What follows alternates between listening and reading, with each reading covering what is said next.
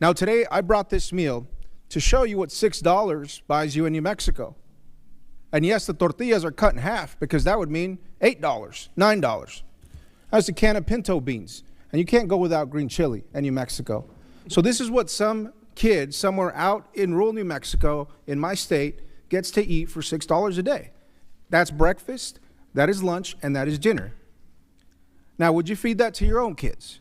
Could you live off of $6 a day yourself? Probably not. Too many New Mexican families, especially those with young children, are already stretching every dollar and every meal. Taking food off of kids' plates while handing tax breaks to billionaires is just wrong. If you're not willing to eat on $6 a day, then don't you dare expect your children or the children in my district to do the same. This partisan legislation breaks that promise, and it'll leave rural communities in the dust, all in order to give these massive tax breaks to corporations and the ultra-wealthy. Under this partisan plan, it would cost the state of New Mexico around $255 million just in next year, and an estimated $2.4 billion over the next 10 years. Folks, we don't have that kind of money. That bill would force rural New Mexicans to choose between feeding their children or educating them, between building rural health care clinics or keeping small grocery stores open, and between supporting small farmers or feeding hungry seniors.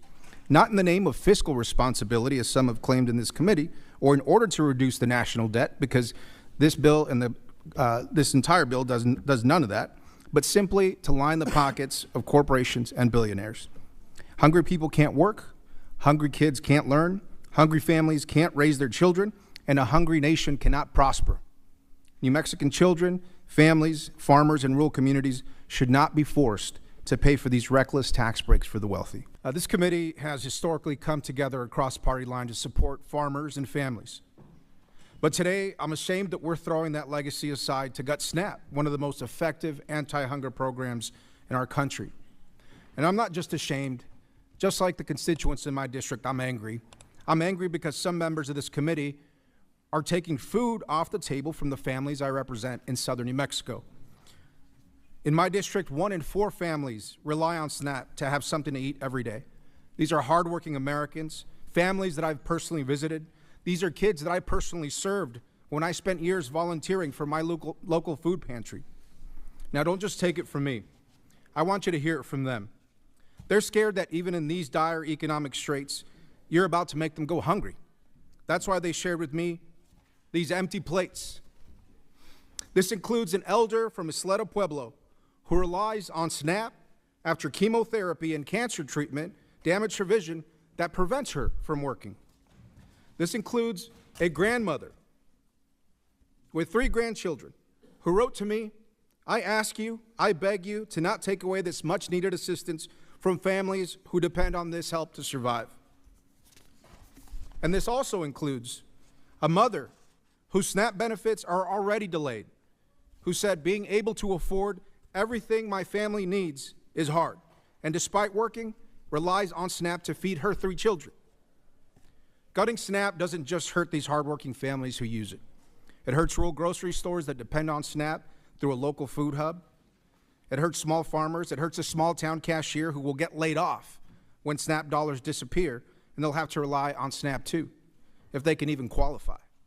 Now, I recently visited Saucedo Supermarket in Lordsburg, New Mexico, the only grocery store in a 30-mile radius, run by a tight-knit family that took over the family business. Without SNAP, which accounts for 80% of their business, they told me they'd likely close. In rural areas like this, losing a grocery store means families go hungry. SNAP isn't just a safety net. It's infrastructure for healthy families and for our economy. In my district alone, we have 592 food retailers, including 12 farmers markets who depend on SNAP. It keeps shelves stocked, it pays workers, and it helps our growers keep growing year after year. So let me be clear about what's happening here. In this committee, some are proposing taking $300 billion out of the hands of working, hungry families. And down the hall, my colleagues across the aisle in Energy and Commerce are cutting Medicaid and health care, also that the majority in Ways and Means can give more tax breaks to the wealthy.